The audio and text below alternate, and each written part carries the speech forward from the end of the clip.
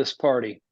Welcome to the smartest people in the room. We are glad you are here, and just by showing up today, you're already demonstrating your very own smarts. As you know, we typically do only one of these weekly and usually only on Thursdays. But when two rock star music and media players show up on your doorstep with a cool idea, well, it becomes a fast yes.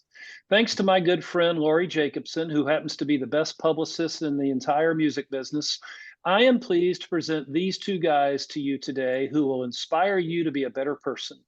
I promise you will leave smarter and more enlightened than you arrived. Before we get started, please let me take care of some business. First, to the audience, please feel free to introduce yourselves in the chat window. The reason we do these webinars is twofold. First, we want to showcase really smart people and the amazing work they do day to day around the music industry. But the second reason is a bit more nuanced. Many of you know that I am a music industry headhunter. I run the music practice at Turnkey ZRG, and I place music executives in roles throughout the business. So by definition and function, I help people connect with companies. And in this series, my goal is to help you make more connections, and I invite you to take full advantage of that opportunity.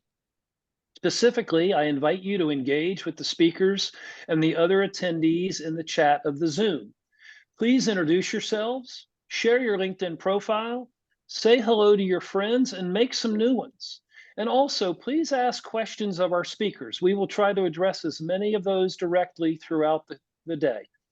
Also, please make sure your chat is set to address everyone, not just the host and speakers.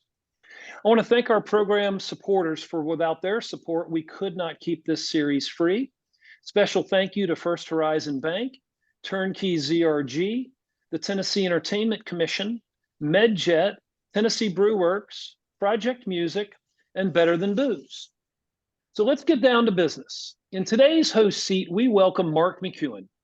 CBS journalist and popular television news personality Mark McEwen served for many years in a variety of high-profile positions, including anchoring CBS This Morning and serving as the entertainment reporter for The Early Show. He was also a correspondent on the CBS News show 48 Hours. From the morning program to CBS This Morning to The Early Show, Mark was a mainstay on CBS since first joining the network in 1987 until he left in 2002. In 2004, Mark became the anchor for the morning and noon news show for WKMG in Orlando, Florida. He had a stroke in 2005 that almost killed him and changed his life. He was in a coma in intensive care and did rehab for a year. In February 2020, Mark joined the team at the Black News Channel as host of All Things Men. Mark was born in San Antonio, Texas, raised in Berlin, Germany, Montgomery, Alabama, and Crownsville, Maryland. He attended the University of Maryland and now lives in Central Florida with his family. It is such a pleasure to have Mark with us today. Thanks for being here. My pleasure. And joining Mark as today's featured guest is none other than Wayne Martin. Career strategist R. Wayne Martin has been a key player inside the development of iconic music careers with both emerging artists and household names in the industry for nearly 40 years. For the first half of that history, Wayne was behind the scenes representing artists' recordings and songs for Warner Brothers, CBS, Sony Music, Shawnee Entertainment, and the Knitting Factory, the Harry Fox Agency as well. He once recruited by New York University's Marketing and Management Institute. He taught industry professionals like himself how to approach the challenges professional musicians face in their day-to-day careers for over a decade. Years of preparation birthed a boutique artist management firm called Martin Artist Management and what is known today as M3, Martin Music Management, a career strategy and representation firm for both recording artists and music producers, and a consultancy for industry organizations. Wayne has recently appeared in the pages of Forbes and the lecture halls of Harvard Law School, and is a creator and host of a popular podcast for independent musicians called Small Plates. In November, Wayne will be a featured interview in the book, When Did You Know and Who Did You Tell? A collection of LGBTQ and life stories by screenwriter and author Beverly Gandara. It is my pleasure to welcome these two rock stars to our platform. Take it away, gentlemen. Thank you, Tom. I've never been called a rock star ever. Okay, Wayne, here we go, my friend. Hi, Um, Mark. Hi, Wayne. The song is Where Do I Begin? Let's begin at the beginning. Where were you born? I was born in Nashville, Tennessee. Okay. Wayne, Nashville is home of the Grand Ole Opry, as you know, the CMAs, country music. How much of that experience that was swirling around you as a young man did you see, did you know was happening as it was happening? Oh, wow. My family wasn't musical. My family didn't have a lot of connection to the arts. However, I had a friend in high school. His dad was a music producer, Jerry Crutchfield. And so Jerry was famous over on Music Row. And when I would go see my friend Marty at his house, I would run into Anson Williams from Happy Days, or a linebacker who's from some NFL team that was recording a record. And I started to get exposed to this life of like what happens in this town, like this is what people do here. And then by the time I was a teenager, I realized that I met another friend. Her father was Cowboy Jack Clement, and he produced everything from U2 Rattle and Hum to all the Willie Nelson and Johnny Cash records, and he was a part of Sun Studios. So at 18, I kind of went from this idea of not having any connection to music at all to being surrounded by people that were integrated at a very high level. And so being aware of what was going on around me hit me by the time I got to college. Wayne, when I was young, music on the radio just was music. And then one day I thought, they're saying something. And it changed the whole thing for me. That memory I have, did you have a memory like that? I don't know that there was a particular song as much as it was particular people, and then understanding their material, right, and being introduced to them kind of casually, whether people knew them or not, but then to hear their expression. So that's what kind of tugged. I mean, music is universal and it hits all of us in different ways, but it is a vibration and it does ripple through us. And because it does that, it's so powerful. And I've always been particularly susceptible to it. Doesn't mean I made great choices. My first rock concert was Ted Nugent. Right. So, Okay. I wasn't always, sophisticated about it, but yeah. So yeah, I mean, I just kind of, I stepped into it. Yeah. Wayne, while you were in college, you worked at a record store, and who knew that would be a major influence on your life? Various celebrities would stop by and they would say to you, what? Well, in particular, the Judds, Naomi, Winona, Ashley, they would come visit us. And when they wouldn't bring the tour bus, but they would come in, and Naomi would say, "Look, we're about to go out on the road. What do we need?" And like it was no holds barred. It was like how if I picked out three things for them, that was what they took with them to listen to. If I picked out 300, that's what they took with them. So the size of the bag really depended on how much time they had. And as long as they were in the store, we would just try to keep them engaged. You need to hear this, you need to hear this. And then they come back, 3 months later and say, well, that leg of the tour is over. So what do we need now? It was a lot of fun. How'd Kind you of a music director. Yeah. how'd you get into the music business? Well, I started at record retail. I think that was the real entree. I was in Nashville. I wanted to go to Belmont University and study the music business. I wanted a cool job. I was never a cool kid in high school. I wanted something cool. A friend of mine was, had a gig managing a record store. I'm like, that sounds cool. I'll do that. And then I started interacting with people and talking about music. And I mean, that's a scene that doesn't exist anymore, right? That's a whole network of people feeding grassroots level kind of exposure where people come together and talk about what impacts them, right? And why it does. And so that whole culture disappeared, which I think is terribly sad. And hopefully, thanks to people like Mike Grimes in Nashville and other people, it'll come back. But that was the start of it, was figuring out, what can I do, standing in a record store to help influence people, and how they could influence me about what I needed to be listening to. Wayne, when I think of places that have harps playing and trumpets blowing, I think of the Brill Building, and I think of Music Row in Nashville. You worked in Music Row in Nashville. How did that happen? Well, I had champions, and that's one of the reasons I try to champion other people now. That whole idea of lift while you're climbing. I had people that lifted me. I had two people at retail, in particular, Carrie Stinson and Bill Northcutt, that gave me opportunities to expose myself to label reps that would come through the record stores. And then eventually to get a job working for CBS as a college marketing representative, where I did all different kinds of stuff.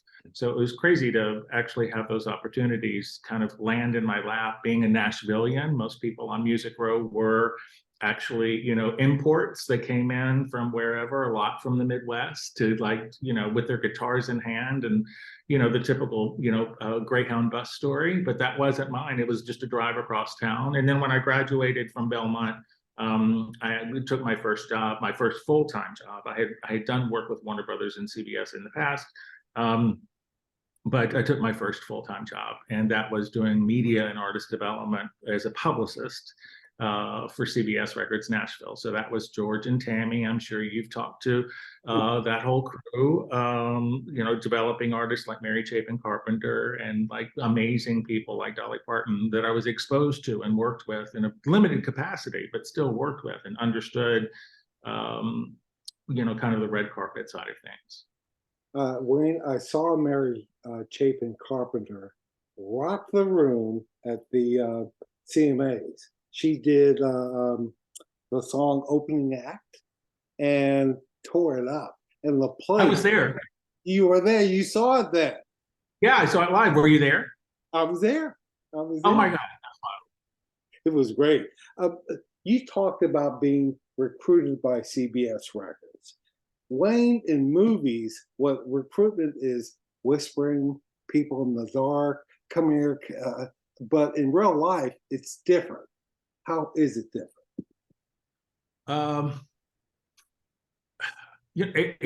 What I had to do is I had to demonstrate intent. I had to, when I was around people that I thought could make a difference in my career, I actually had to show them that I was intending to have one. There's a lot of competition, and I actually got, this is kind of scary, but I had someone call me at Sony Music once and said, by the way, you don't know me, but I'm just telling you, I'm out for your job. I want it. And so I'm just giving you a heads up. I'm calling your boss, and I'm telling your boss that you're not worth the expletive, and I'm taking your gig because it's made for me. And I just don't want you to be caught off guard that you should be looking for another job. He said that to you? Yeah, and hung up the phone, right? So I'm like, whoa, okay, well, that was an interesting call. So it's highly competitive, but I just kept putting myself in the right rooms, in the right places. And like I said, I had people that lifted me up and did whisper to some degree, and you need to talk to this kid. He may end up doing something.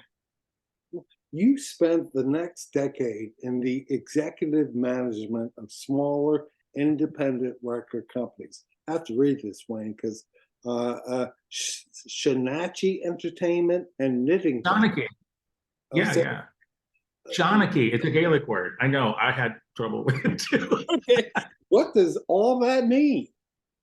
Well, after I had gotten the plaques on the walls and been at all on the red carpet events like you, and been in all those places and seen how artist careers were launched when you had tremendous resources.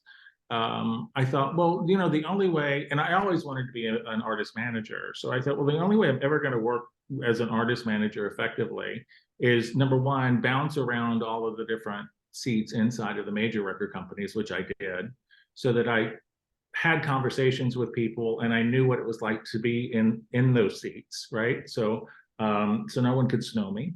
And then to work at independent labels where the resources were dramatically different, where I didn't have a $3 million budget to do advertising campaigns, where I had maybe a $3,000 budget.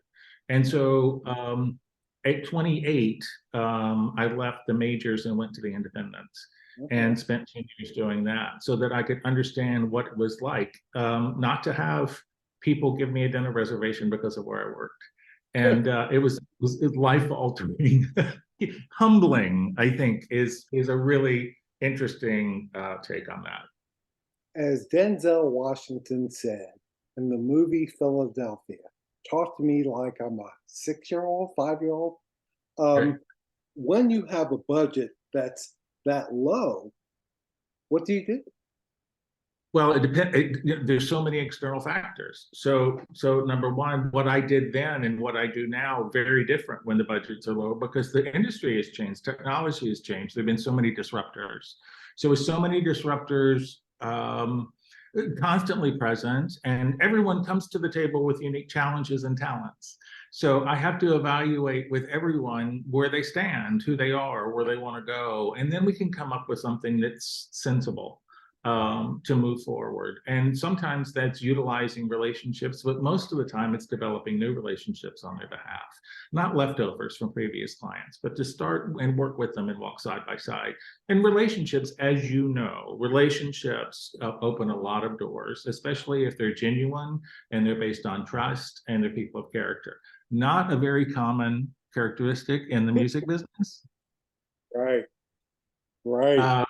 So like our circle is small.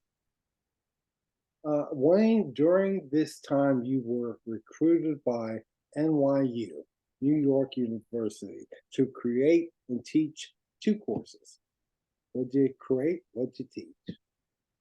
At this time, they did not have the Clive Davis Institute. They had music business programs, but it was very disjointed. And so they said, "Well, would you like to come on board and be?" I had spoken at Baruch City College and some other places, and they said, "Would you want to come in and teach a course here?" And I said, "Oh, okay, maybe. What am I teaching?" And it ended up being a highlight of my life. So I taught how to market artists, songs, and recordings on a global level to people in the music business, artist managers, publicists, and such, for a school that doesn't exist in NYU anymore. It was called the Marketing and Management Institute.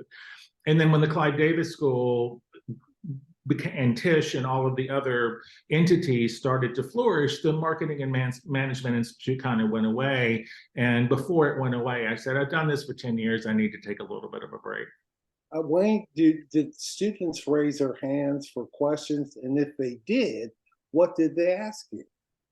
Oh, they asked me some crazy questions that were absolutely wonderful because they were in cubicles working for BMG or for Geffen or wherever. And they couldn't, because of vulnerability issues, they couldn't ask the guy in the cubicle next to him, what does it mean when the recoupability is going to be delayed based on a term, right? It's like, they're like, that shows that I don't know what I'm doing. So if they came and sat with me, then they could ask that question and not be vulnerable, right?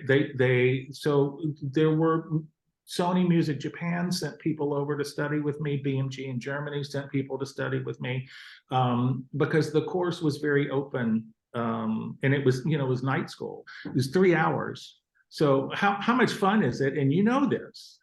How much fun is it to talk about what you do? Love it. Love it. No notes. I mean, like I had an agenda, but like I would write 10 words on the wall and then I would just look at, and then that would be, and for 3 hours, I would just, yeah, I didn't even want to hear my voice for 3 hours. No way. Do you get anxious before you speak, before you teach? Do you get nervous? No, I don't. And I guess that comes from being confident in what I'm talking about. Like if I had to talk about what you do, if I had to talk about your tour on this, I would have to be so, all of the work that you've done for stroke awareness and your TED Talk and all of those things, I would have to be so consumed by the material and aware of it that I could dream about it. I would have to know it so well, and it would take a lot of preparation for me to be able to feel that confident about it. But when you're talking about something that's your passion, or you're talking about something that you have a lot of experience in, whether you're passionate about it or not, things come to mind and things just roll. And that's kind of how that's how I approach these kinds of things. I'm pretty much a behind the scenes guy. There's a lot of music managers out there that have banging social media accounts and they're doing TikToks, and that's fun and fine. That's not who I am. And I'm good behind the scenes. Wayne, when I did my TED Talk, what I remember is all day backstage, there were people walking in circles, muttering to themselves, trying to remember what they were going to say. So I remember if I had an audience of 500 people, if someone walked in now, I would know who they were, because you're busy not looking at them. You're trying to remember what you're trying to remember. But it was big fun, big fun. Okay, let's talk about your childhood, Wayne. Your childhood was not very pleasant. Tell me about Uh, I grew up in the 60s in the South, in Nashville, in the Bible Belt. It was the civil rights era. It was consumed with racial divide. It was consumed with a lot of political strife. Kennedy, all of those, trips to the moon. So there was a lot of different things in play. To me, it was the only thing I knew, so it wasn't. I didn't kick rocks about it, right? And everyone has struggles growing up and coming to terms with who they are and what they want, and so that doesn't make me special or unique at all. But looking back, I disagree. I disagree. You disagree? Why do you disagree? All right. Wayne, you can, when life knocks you down, and there are a bunch of things that can do that. You can either take your ball, like I said in my TED Talk, and go home, or you can put up your dukes and fight back. And guess what? You did the latter. It was a world you didn't ask to be brought up in, but you dealt with what you had in front of you. And for that, I give you kudos. Thank you. Well, that means a lot, because you have escaped a victim mentality as well. And to me, that is probably the most dynamic move I think any of us can make. Our minds and our hearts drive us while we're here, regardless of our career, our placement, our race, our orientation, anything else. And if we don't take control of our minds, then we can't lead our hearts where they need to be. And I mean, I know your story, and can I just say this? In addition to being master of the three-quarter headshot, which you are, you're like this guy, right? You're master of the three-quarter headshot. I mean, you've interviewed 5 presidents, right? Yeah. Haven't you? Yeah. Okay. I haven't interviewed 5 presidents, just so you know, in case you were wondering, or you were going to ask me that. You didn't cover the Olympic torch. You carried the Olympic torch, right? So. And despite your health issues and raising children and doing everything that you've done, you have opened your mind and your heart to a very positive life experience. And that's a choice. It's a choice for all of us. And I apply that in as many parts of my life as I can. For my company, mindset is everything. People before profits. Those are the ways that we work. And the people that I work with, that I choose to surround myself with, and you may appreciate this too. I got to a certain point. This is my 60th trip around the sun this year, and this is the 10-year anniversary of my company, my own boutique company. So I've worked with all the people I don't want to work with. Like I can tick that box. Like all those people that I didn't really want to work with, I've worked with them all. I'm done with them. And I want to surround myself with people that lift me up and that I can lift too. And I think you have the same kind of approach to life at this point. And that makes it particularly sweet for me that I had this moment with you. So thank you. Oh, you did it. I didn't. I know. You did it. I know. Wayne, Because I want to be around inspiring people. You're an inspiring person. thank you very much. Thank you very much. Wayne, you're gay. Yep. You and I have I talked. am. It's National Coming Out Day. I'm coming out. I don't care.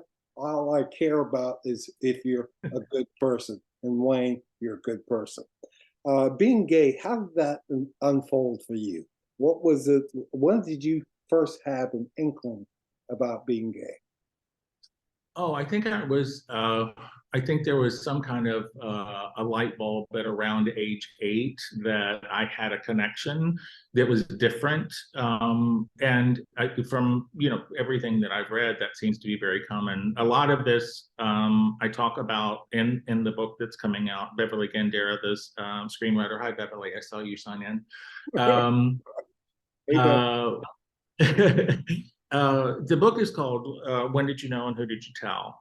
And it is a collection of 25 stories from 25 members of I say queer community because it's more efficient, but that's probably not as respectful to say LGBTQIA+.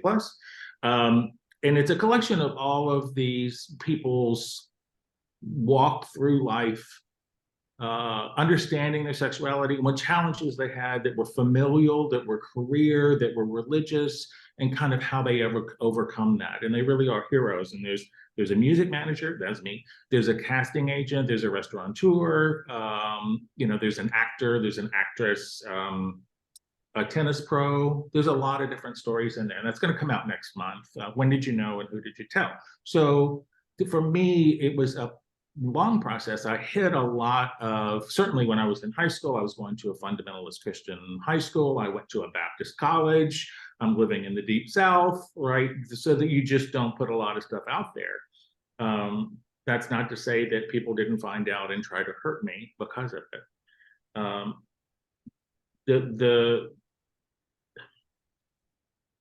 The process of coming out is different for everyone. And for me, I came out personally much faster than I came out professionally.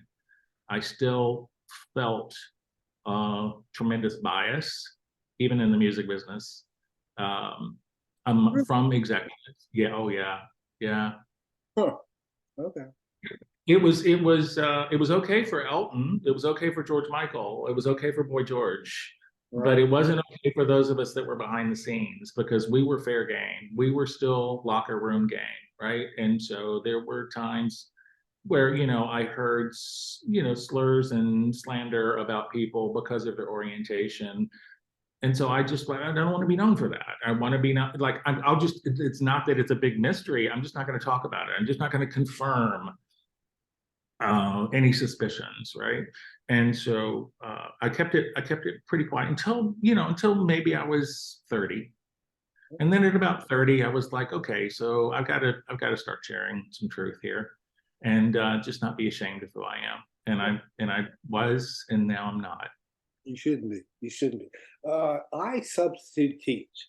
I see lesbians, girls, walking down the hall, holding hands, kissing each other, but I never see gay guys doing that. Why not? Oh, I think there's just a tremendous fear of just getting, 5 fingers to the face. I just think that there's just like you could get decked really easily. And I talk to my kids about this. I have 2 adopted kids, but I 3 people tried to take my life before I turned 20 years old. Okay, one. Go ahead. Tell me the one. The first one was a drive-by shooting at me outside of a gay bar. So it was a hate crime. I was 19. Number 2 was another drive-by shooting. I was on a date. The bullet went right in front of my nose. And the third time was a butcher knife to my neck. And I escaped all 3 of those.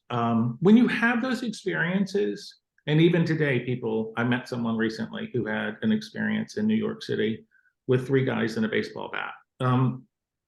You tend not to want to flaunt things in areas where you don't know if you're safe for sure. And that's a shame.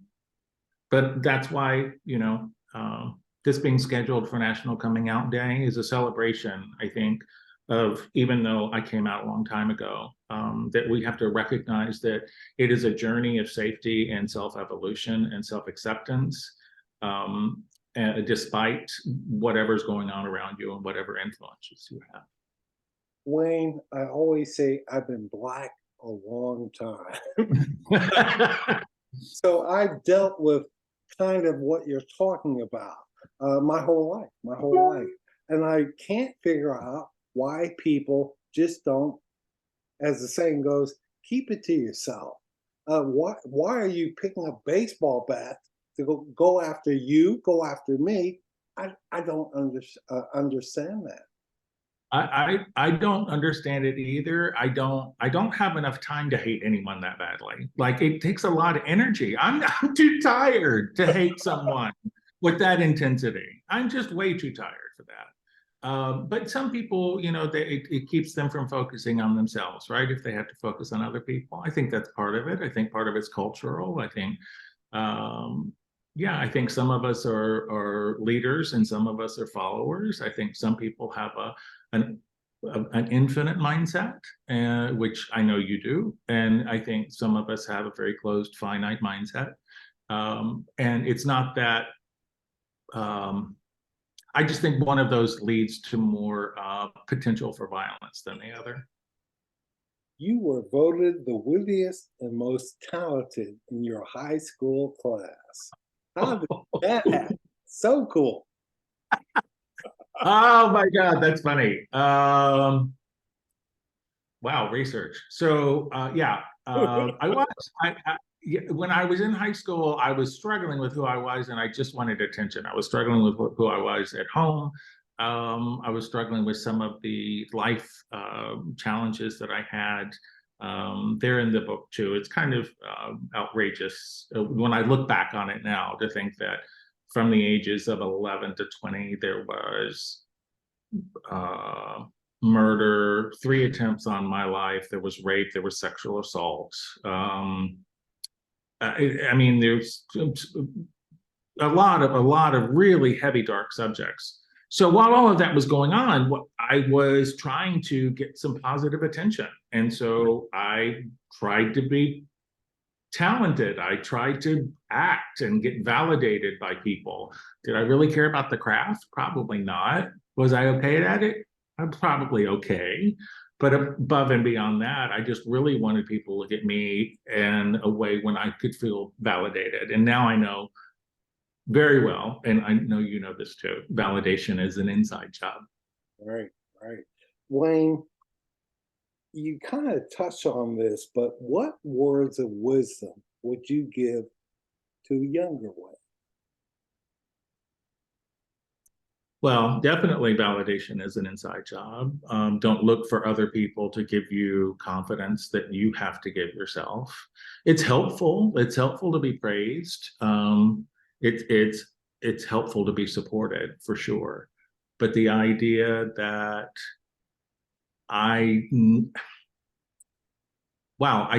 struggled to erase the tapes of things that were playing in my head. When someone tells you on a daily basis that you have no value, that's a hard thing to erase. Yeah. Yeah. And that repetition, and we know that from media today, that repetition of things is what really changes the world and changes minds. And so I might have thought at some point that I had value, but I certainly, by the time I was in my teens, wasn't sure that I actually did. And I had my father, telling me the entire time, you don't have any value. And his phrase was, you're not worth a shit for nothing. And he actually called me sissy instead of calling me by my name. So I don't get that. Love. Yeah. Yeah. But Mark, I would say to me, now, that just be patient, because it does get better. There's the whole Trevor Project. It gets better. and it does get better. And, Joan Rivers said something, and I'm sure you met her on multiple occasions. Joan Rivers said something, I never did, that I think is absolutely one of the biggest pieces of wisdom. And that is, life doesn't get better. You get better. Ah, great quote. Isn't it wonderful? Like, it's really, really strong. Um, and we all have different challenges. I had health issues a couple of years ago that were devastating. Going through a divorce, there's a lot of stuff that's happening that in my life it's bumpy, it's uncomfortable, I don't like it a lot. But I've gotten better, which means I can deal with those things without it coming out sideways in a way that I couldn't do when I was 18, 19, 20. Wayne, you're married. You and your husband fostered 3 babies, and you guys adopted 2 little girls, one biracial and one Hispanic. Wayne, you changed their life, you saved them. Do you know that?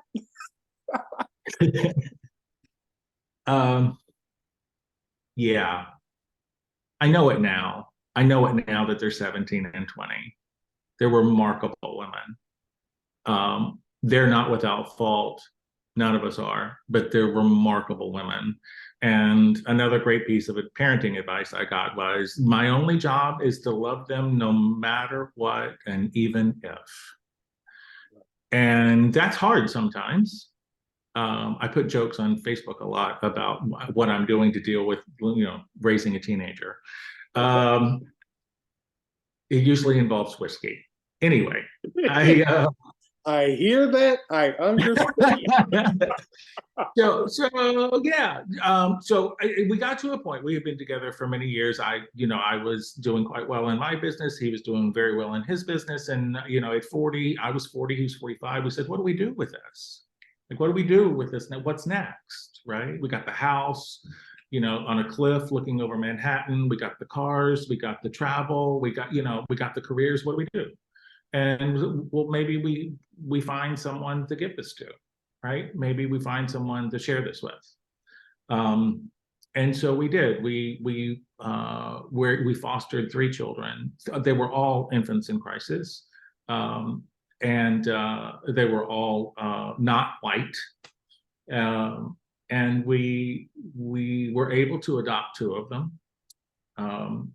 The going through kind of like guardians of the state adoption process for us was the hardest thing I'd ever done at the time, especially having a foster child taken away from you when your intention was to adopt.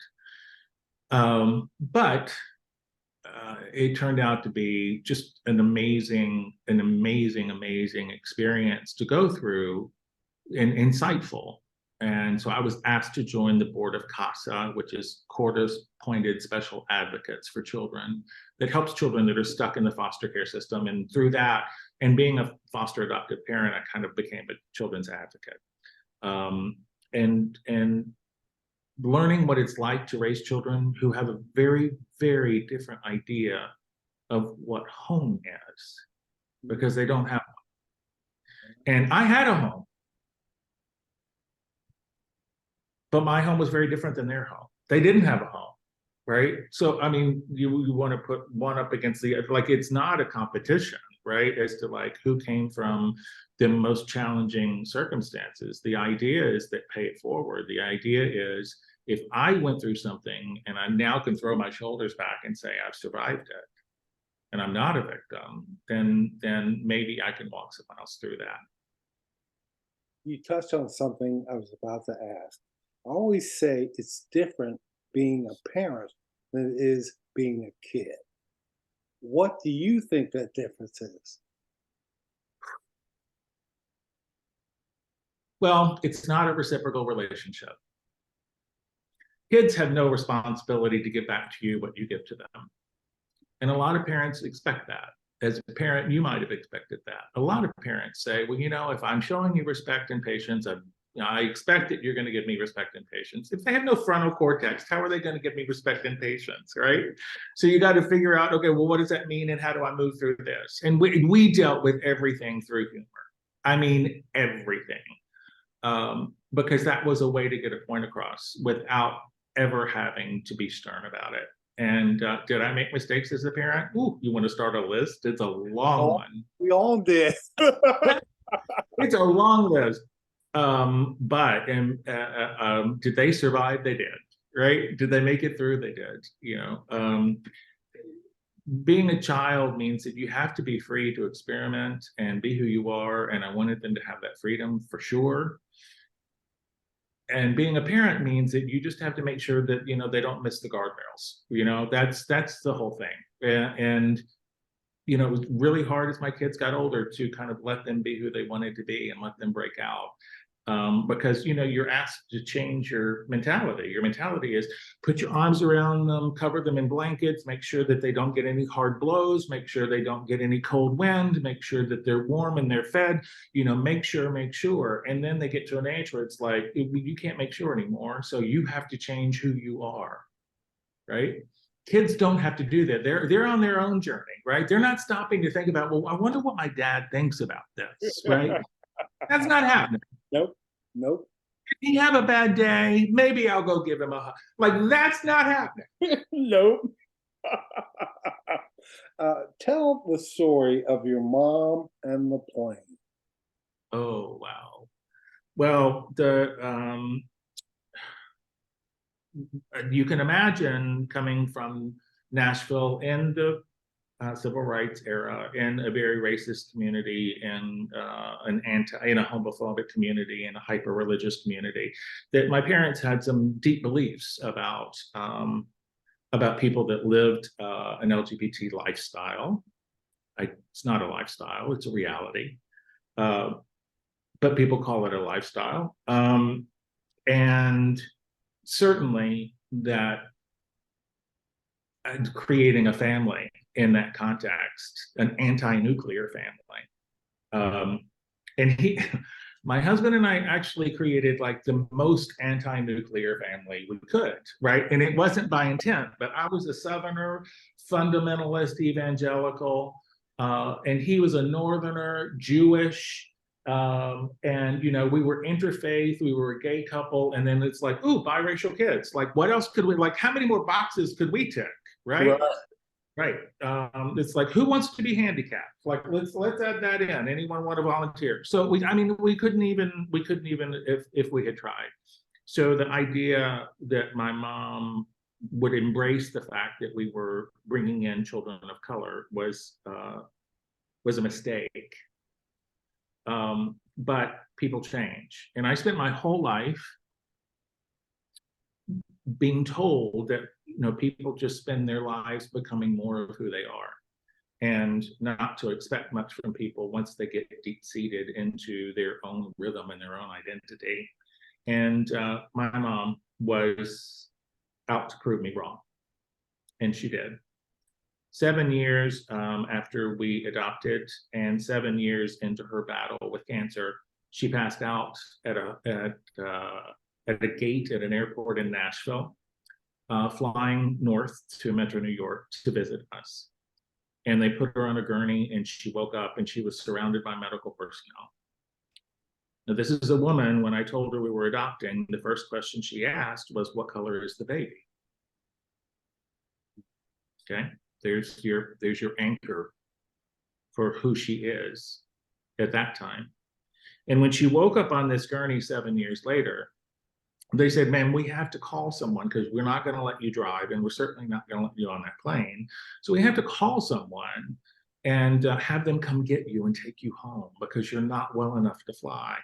In a very Julia Sugarbaker designing women kind of moment, she sat up on that gurney and looked at those people and said, "There is absolutely no one in this room that has the willpower or the strength to keep me from getting on that plane to go see my granddaughters." Wayne, you're going to make me cry. Wayne, my daughter Maya is adopted. I went through the whole thing. I've always said that people who have babies, they should go through what people who adopt babies go through, because I still have the paperwork and Oh, go ahead. no, I do too. Like it's not an easy thing to take another child into your home. You would think it would be the easiest thing ever. You know, it's like, hey, someone needs something, someone has something. Like, oh, we have a match. What?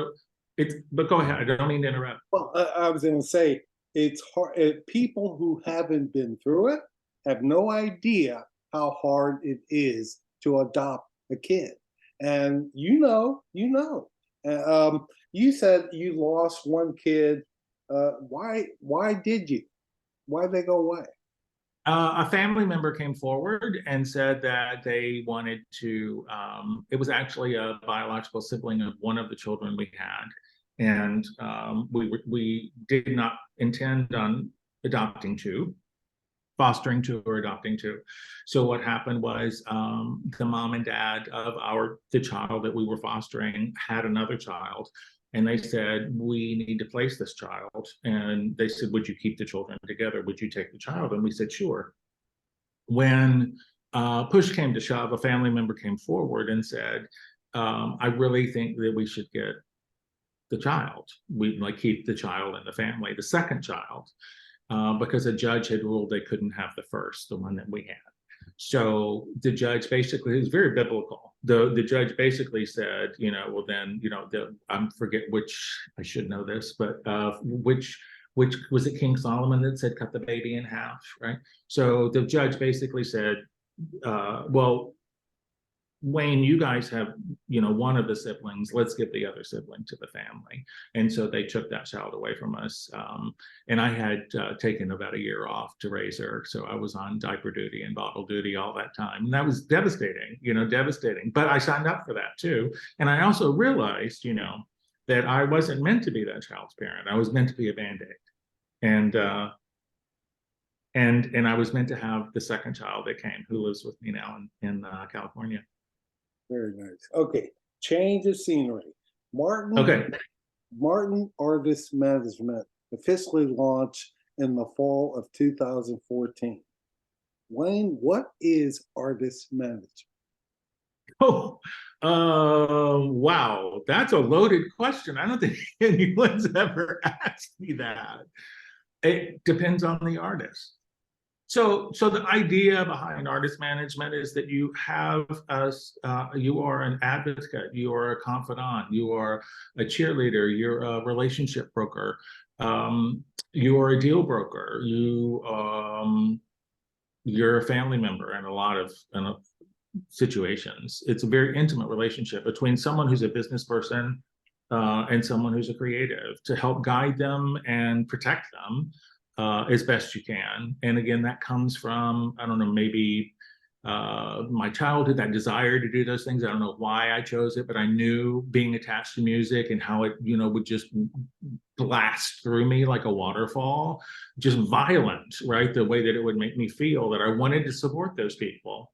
And so artist management on a day-to-day basis, and by artists, I do mean recording artists and music producers. It means giving them what they need in that moment and helping them create opportunities for themselves. So you're not taking over someone's career. I can't be responsible for your career, Mark. No matter if we did this every day and we worked together and I did things on my own and you did things on your own, there is absolutely no way that I could be responsible for your career, your success, your decline, your ambivalence, your drive, your integrity. I can't take that on, because that belongs uniquely and wholly to you.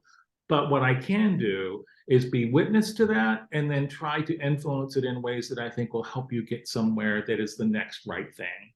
It's not about, well, is that hard to do? Do artists listen to you? Do producers listen to you? how many producers do we have on here? How many managers are on here? So it depends on the day and time. You know, parenting has taught me that sometimes you have to wait until someone can hear you before you say what you need to say. And some days I'm not in the place to hear things from people that I might not want to hear. So, I had Adam Clark, who's one of our music producers on our roster, came to me one day about 6 months into his relationship with me. And he said, I just want to let you know that I need to have a conversation with you that you might not enjoy. And I want you to let me know when that would be a good time. You tell me when you want to have that chat and let's have it. And I nearly wept because that's exactly the reciprocal energy that I was looking for. That's exactly the way that I was approaching him. And that's powerful when you can say, I'm trying to help you, but I can't do that if you won't hear me. And if today, you're juggling this and that, or, got 3 calls on hold or whatever, maybe today is not that day, and that's okay. So it differs for everyone. Every career is as unique as the people that are driving it. And so people need different kinds of support. There's some support I'm really good at. There's some support that I'm not so good at. And that's when I know to reach out and get help. After 5 years, along comes M3 Martin Music Management. How did Martin Artist Management help open that door? Well, it taught me a lot. So I spent 30 years getting ready to open up a management company, right? And it was just for recording artists. And then 3 years after I opened it, I shut it down. I shuttered it. I said, oh, okay. Because I thought I knew what I was doing. Don't we all? I had bravado, it was like, oh, I've worked with artists for 30 years. I had trained for this in so many different places. I got this. And then it was like, oh, they're people and they have their own shit and I have my own shit and we got to figure this out. And it was also the public who I was representing, and that changed a lot of things too. So I took a year off and I dug in the dirt and I planted, I don't know, 100 shrubs and flowers and trees, and I just got my mind right about what I needed to change and what I needed to do. So Martin Artist Management morphed into Martin Music Management because I wanted to represent music producers eventually, not just recording artists. And I wanted to do it in a different way. I wanted to do it in a way that I took more time getting to know people before I call it getting married because it is very much like that, Mark. It's like, so I meet someone, they're incredibly talented. Does that mean that they're smart, driven? Does that mean that they have character, integrity? Does that mean that they're going to be a good business partner? Like, those are all the questions that I have to figure out. And I can't figure that out by having 3 coffees, right? I can only figure that out over time.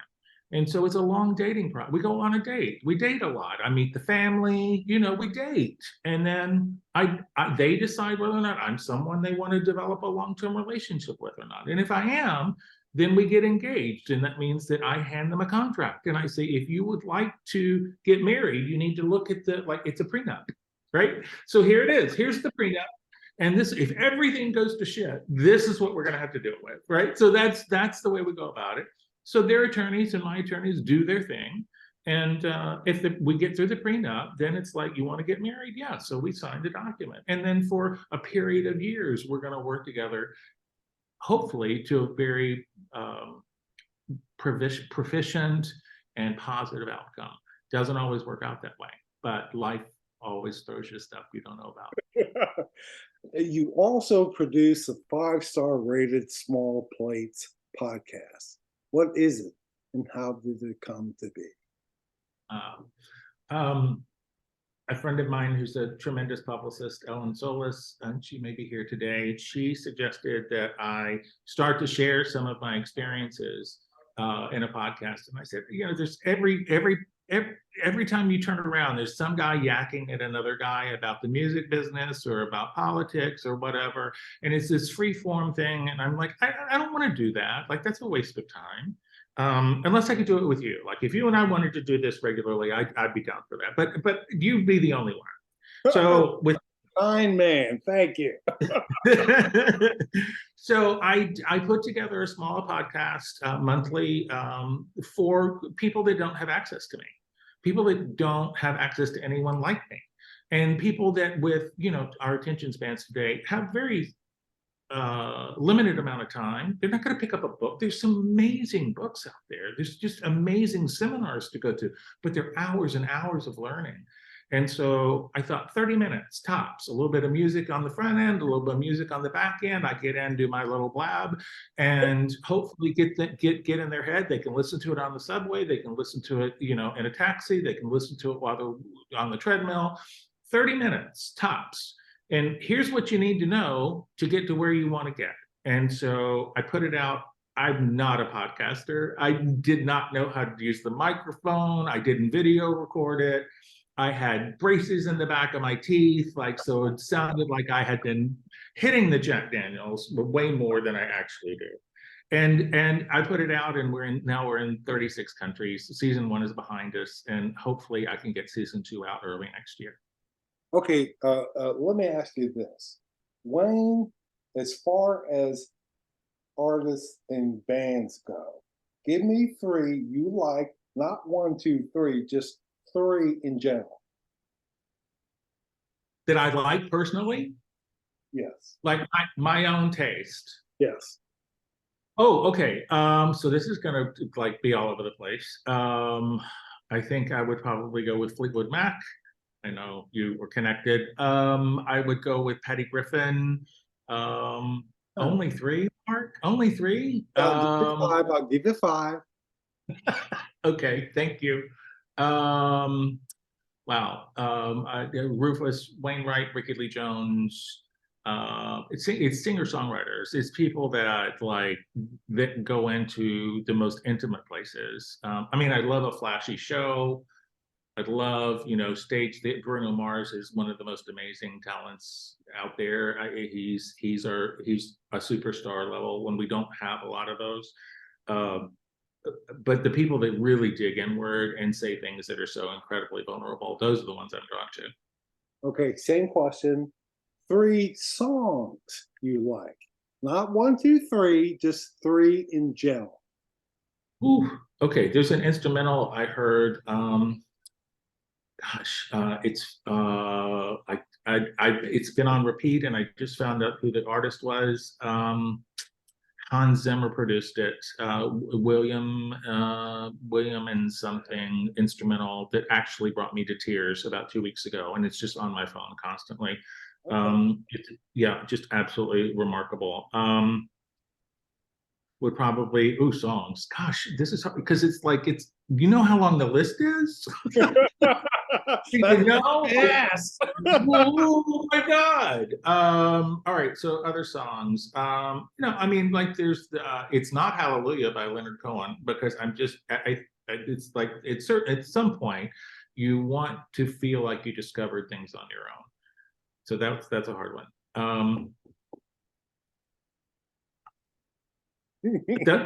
That instrumental is the one that comes to mind because I'm obsessed with it right now. That's all I got. Okay. Wayne, we have 2 minutes left. Okay. The last word. What would you, if someone listening says to themselves, I want to do what Wayne did and does, what would you tell them?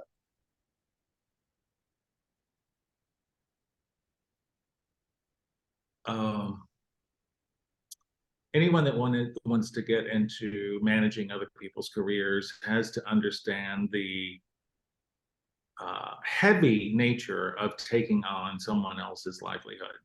You have to respect that.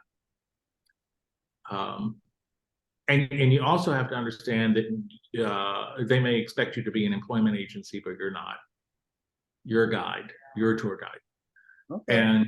And hold on to those 2 things. Hold on to have respect for what they're actually giving you access to and what that means to their friends and family and their future. And understand also that their expectations of what you're going to do for them may or may not align with what your services are. Okay.